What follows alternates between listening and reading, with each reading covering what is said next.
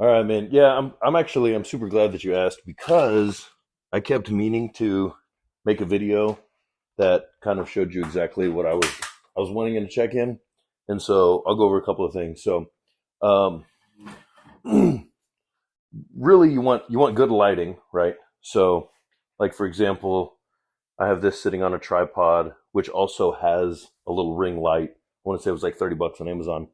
Um so good lighting is super important. Down lighting is good, but this isn't necessarily for posing, so we just need something that's got decent lighting all around. Um, that way I can just kind of see things pretty clearly. So a cheap ring light helps. Also, you want something that's got a pretty plain background. A dark background is great, but something like this is really good. Just a plain wall behind you. Um, and then I really just need like three basic poses, and it not necessarily poses like you don't need a flex, but I just kind of want at least three different pictures. First one is just a plain standing front. Okay, so just like this. So one picture is here, one picture you're turned to the side, and then one picture facing rear. So those three especially. If you have an app that's like, I think it's Live Collage is the one that I use, and I can send you what it is. Um, it allows you to, you know, piece the pictures where you kind of want them or whatever. You can format them. And then week to week, what I'd like is the previous week's pictures side by side with the current week's pictures. Um, and so this is kind of the first time that I've explained it in detail the way that I like these. So let's just start fresh tomorrow. So tomorrow it'll just be those three pictures all in kind of one picture, like in one thing. And then the next check in will be the three pictures on one side and then the three of new. So it'd be previous week and it'll be current week. Um, if you want to make a second one, I've kind of thought about this. Make a second one where you're actually doing your kind of mandatory pose a little bit. So like your quarter turns.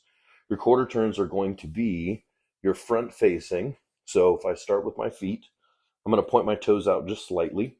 I'm going to bend my knees a little bit. My hips are going to go back a little bit. And then what I do is I twist so that I'm actually trying to push my knees out. So I'm just twisting and trying to push my knees out like this. And what that does is activates my quads. Also, when I push my hips back, that kind of emphasizes this a little bit as well. And then I'm going to focus on the upper body, and I want to bring that waist in and up, and then I'm going to flare those lats out. Okay. If you can add a little bit of trap in there, that's kind of nice too. So there's a front when you do your quarter turn to the right, always to the right. And so what I'm going to do is I'm going to set my back foot, then I twist and set my front foot at the same time, pretty much. Now my front foot is slightly in front of my back foot. The ball of my foot is into the arch of my front.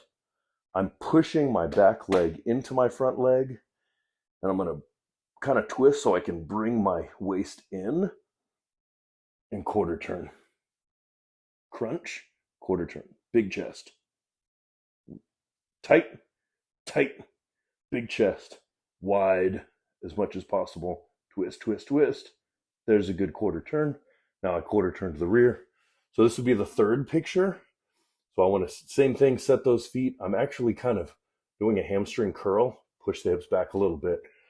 Open up as much as possible.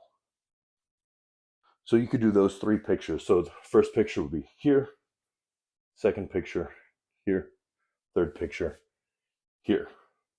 Then there's also just a plain front facing, side facing, rear facing. So those three pictures. I'll send you an email with all the measurements and things like that I need as well.